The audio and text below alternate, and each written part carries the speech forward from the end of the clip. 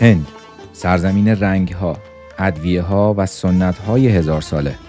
واقعاً میشه گفت این کشور با جمعیت تقریباً 1.5 میلیارد نفریش سرزمین عجایبه. با من همراه بشید تا شما رو به تماشای تجربه سفرم به قلب این جادوی بی پایان ببرم.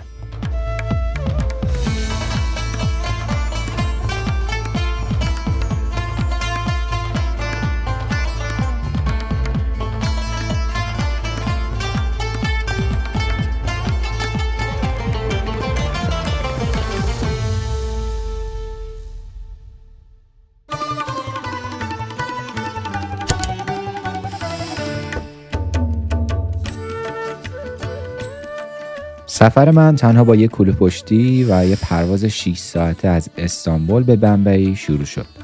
برنامه‌م اینه که توی چند هفته آینده به 5 شهر بمبئی، واراناسی، دهلی، آگرا و جیپور سفر کنم و شما رو هم با خودم همسفر بکنم.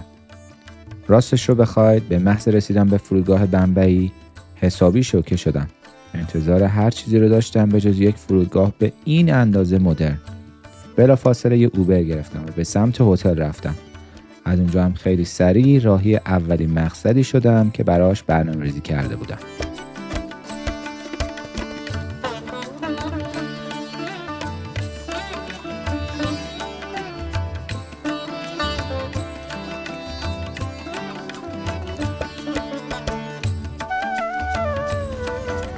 Thank you so much. What was your name?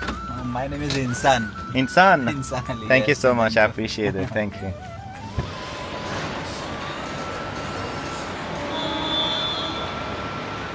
چکین اتاقم یه مقدار دیرتره، ساعت 2 ولی لوازمم فعلا گذاشتم اینجا. بریم با هم یه دوری بزنیم ببینیم که چه خبره.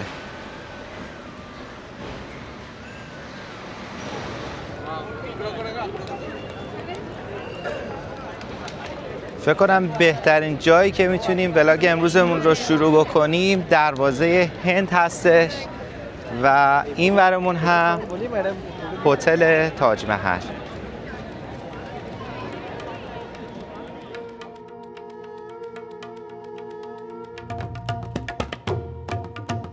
دروازه هند، نماد شکوه و تاریخ بمبئی. این بنای عظیم بین سالهای 1911 تا 1924 یعنی درست در زمان استعمار انگلیس ساخته شد. در واقع این دروازه رو برای استقبال از پادشاه جورج پنجم و ملکه مری بنا کردند تا وقتی برای اولین بار به خاک هند قدم می‌گذارن با چنین سازه باشکوهی روبروشن. از نظر معماری این بنا ترکیب فوق‌العاده‌ای از سبک‌های دوران اسلامی و هندی است که با سنگ‌های زرد رنگ ساخته شده. سنگ‌هایی که زیر نور تند آفتاب بمبئی درخشش خیلی خاصی پیدا می‌کنند. اما جالب‌ترین بخش داستان اینجاست. این دروازه دقیقاً همون جایی هست که آخرین سربازان انگلیسی در سال 1948 ازش عبور کردند تا برای همیشه هند رو ترک کنند. یعنی بنایی که برای ورود پادشاه ساخته شده بود، شاهد خروج آخرین استعمارگران شد. روی این دروازه اینجا اسم کینگ جورج پنجم و کوین مری رو نوشته که در واقع این دروازه رو هم ساختن برای یادبود ورودشون به شهر بمبئی. بریم به سمت هتل معروف تاج محل.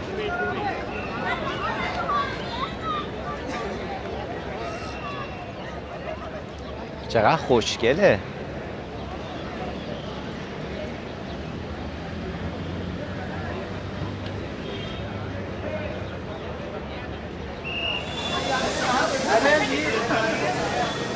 انقدر اینجا شور و هیجان داره که اصلا یادم رفته 6 شب نخوابیدم و خسته بودم. صبح همه چی قشنگ میشه گفت فراموش شد برام.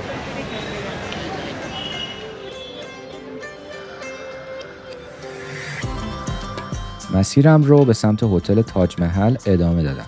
خواستم برم داخلش یک صبحونه بخورم که بهم گفتن به خاطر مراسم خاصی فعلا این کار انجام پذیر نیست. منم به مسیرم ادامه دادم به سمت بازارچه‌ای که درست پشت هتل تاج محل قرار داره به اسم کلابا کازوی.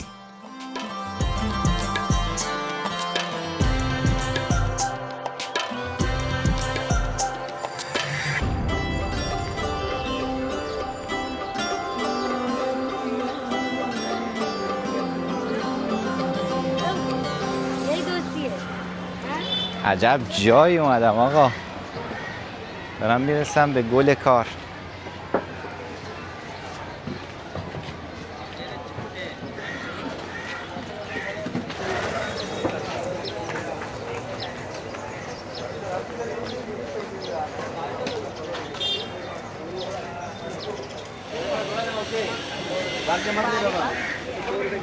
میوه‌هاشون خیلی خوش رنگ و لابه. به نظرم بهترین کاری که باید بکنم اینه که برای بعد از ظهر از این میوه‌ها بگیرم و ببرم هتل، اونجا قشنگ بشورم و برم تو کارش. این چی میفروشه؟ مثل هشپا میمونه، نه مثل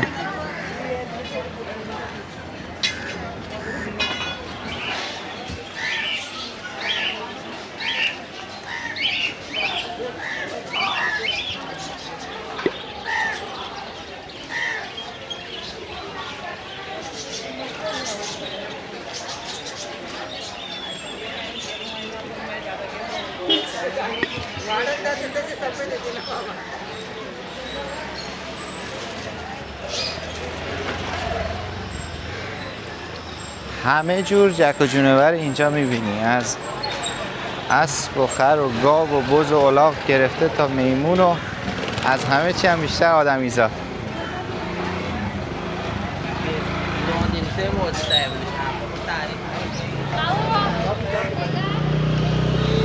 یه مقدار از بازار دور شدم، فکر کنم اومدم یه جورایی وسط خونه و زندگیشون.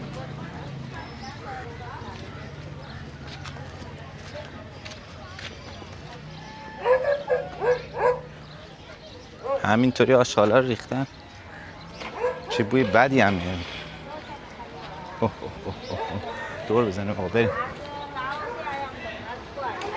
ببین همینجا داره زندگی میکنه بغل این آشغالا.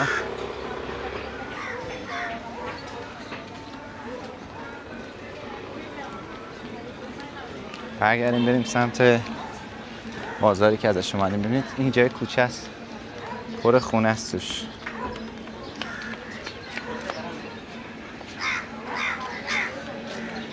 واقعا شهر عجیبیه. اینجا مثلا شاید 1:20 دقیقه‌ای پیاده روی تا همون هتل تاج محلی بودش که اونقدر لوکس و قشنگ بودش. یه دفعه رسیدیم به یه همچین جای حلبی آباد واقعا زاغ نشین. ببینید چه شکلی خونه ها.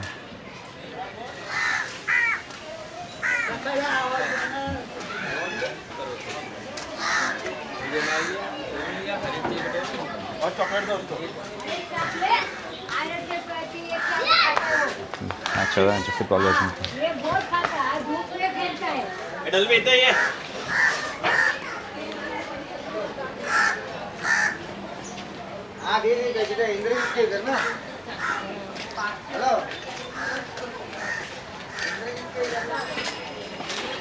یه چیزی که خیلی تو چشم میاد. نمسته. نمسته. How are you? نومانی جی.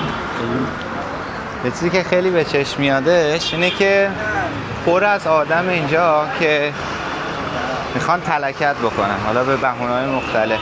یکیشون میخواد عکس بگیره، یکیشون میگه یه چیزی رو تیشرتته، یکیشون میاد یه ذره آجیل میذاره کف دسته. خلاصه باید حسابی حواست باشه چون همشون انگار تیز کردن بخوان گوشتو ببرن.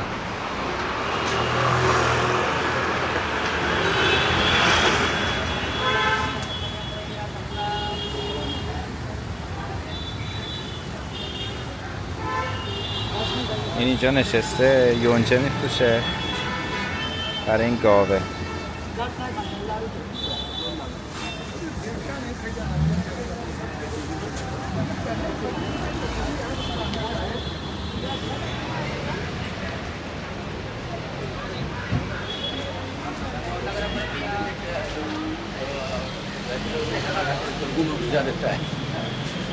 هرچی بیشتر میگذره این بازاره داره شلوغ‌تر میشه. قشنگ معلومه که من اولش یه مقدار زود اومده بودم اینجا و الان تازه اینا دارن میان. نمسته. How are you?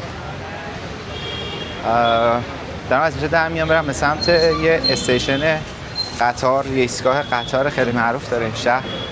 دارم میرم به سمت اون.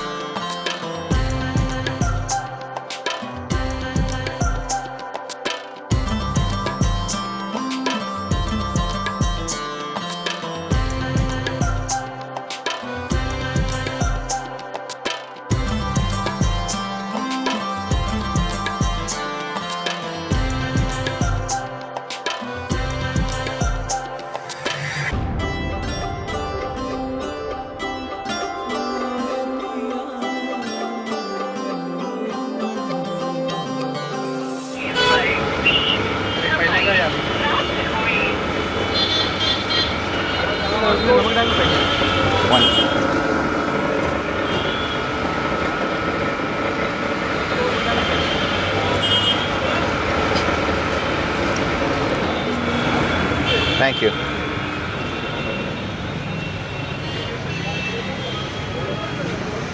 آب نیشکره ببینید. واه عجب چیز بمبیه. خیلی خوبه. یه چیزی راجع به غذاهای خیابونی اینجا بگم. خیلی غذا خیابونیاش خوب و خوشمزه است. منتها من چون امروز روز اولمه میخوام یه ذره شل برم جلو تا ببینم چجوری پیش میره و الانم واقعا موندم غذا چی بخورم، ولی تو روزهای آینده حتما از غذاهای خیابونی هم امتحان میکنیم و مطمئن میشم که اونم توی ولاگ باشه.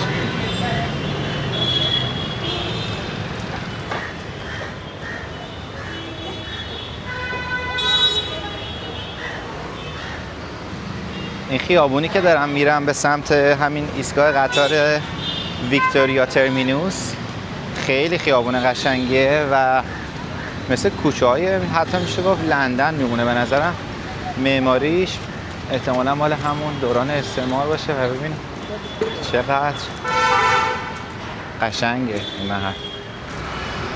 پر از این ساختمان‌های قشنگ این شکلیه که من همینطوری دارم سریع از کنارشون رد میشم به خاطر اینکه باتری دوربین تقریبا 20%ش بیشتر نمونده و من میخوام حتما اونجا رو بهتون نشون بدم. ببینید چقدر قشنگه اینجا.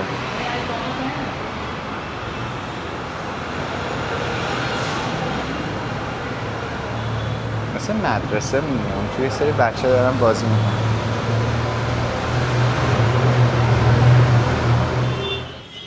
اینجا یه دونه سینما دیدم، به نظرم جالب باید باشه سینما شما ببینید.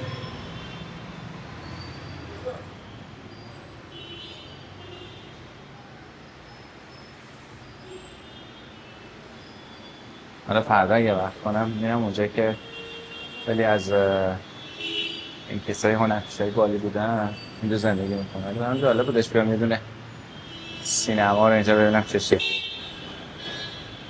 باحال بود. فکر کنم یه 1 رو 20 دقیقه دیگه وقت پیاده روی بکنم تا برام برسم به اون ایستگاه قطاره.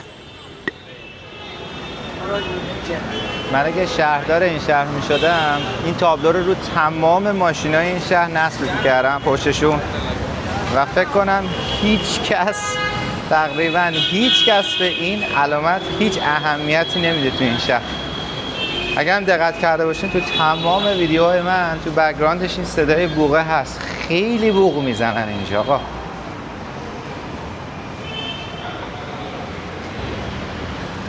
یه ساختمون پیدا کردم اینجا، نمیدونم چیه، روش هم فروهر داره هم دمش از این سردرهایی داره که شبیه تخت جمشید میمونه. بریم با هم دیگه ببینیم چیه داستانش. در اینجا جا داره اشاره کنم به جمعیت پارسیان هند. حدود 1000 تا 1200 سال پیش، یعنی بعد از سقوط ساسانیان، گروهی از زرتشتیان ایران به سرزمین هند مهاجرت کردند و حالا به اسم پارسی شناخته میشن. جالبه بدونید آنها با جمعیت حدود 50 تا 60 هزار نفر یکی از بانفوذترین گروه‌های هندوستان هستند و با وجود این جمعیت کم خیلی از بزرگترین مجموعه‌های صنعتی هند متعلق به پارسیانه. شاید براتون جالب باشه که چهره‌های جهانی مثل فردی مرکوری، خواننده افسانه گروه کوین، هم از همین جامعه پارسیان بوده. اونا هنوز هم جشن‌های اصیل ایرانی رو مثل نوروز با شکوه تمام برگزار میکنن. در واقع پارسیان هند خودشون رو پاسدار فرهنگ ایران باستان میدونن و هنوز هم بعد از گذشت این همه قرن ارق و علاقه عجیبی به سرزمین مادریشون یعنی ایران دارن. یه دونه آتشکده زرتشتیه که همونطوری هم که اینجا نوشته 1881 ساخته شده و معماریش هم شبیه تخت جمشیده، یعنی از اون الهام گرفته. خیلی خوشگله.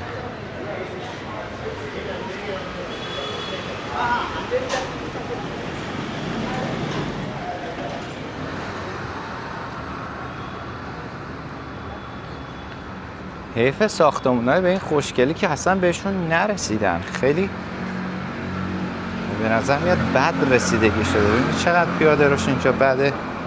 مثلا خود ساختمان رو به این قشنگی همه چیزاش مخروبه شده. خیلی حیف.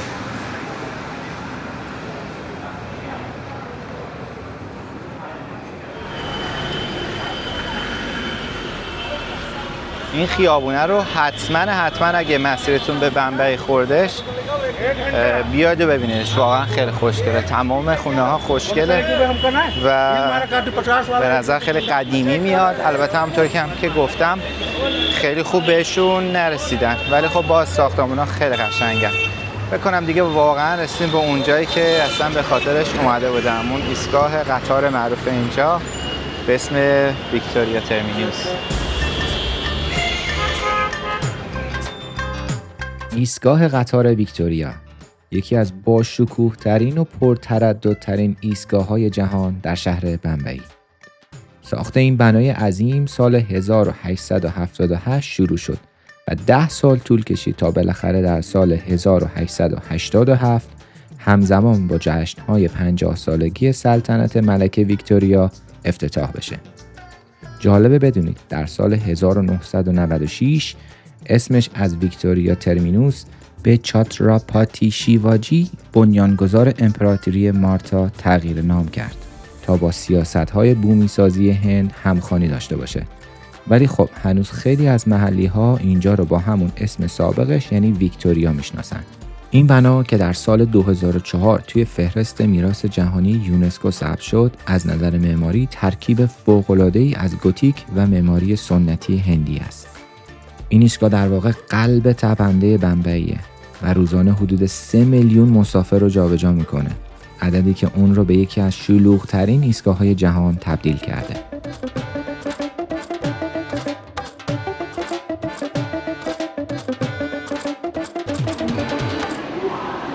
چقدر باحال توش. نگاه کنید توش چقدر خفنه. خیلی باحال. انگار اومدی داری تو تاریخ سفر میکنی. ببین خیلی خفنه توش. نگاه کن. واقعا انگار اومدی داری تو فیلم ها داری سفر میکنی. من باید با اینا یه جا برم، نمیدونم کجا، ولی باید باشون یه جایی برم. خیلی باحاله. نگاه کن.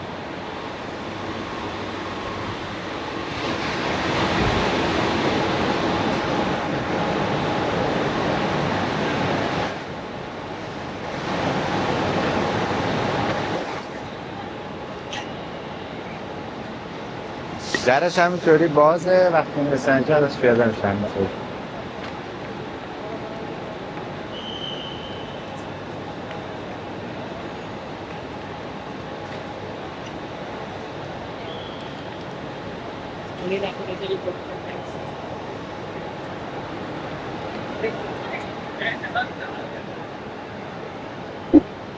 تجربه اینجا هم خیلی بی‌نظیر بودش. واقعا پیشنهاد میکنم اگه مسیرتون خورد به بمبئی حتما اینجا رو بذارین توی لیست جایی که میخواید ببینید.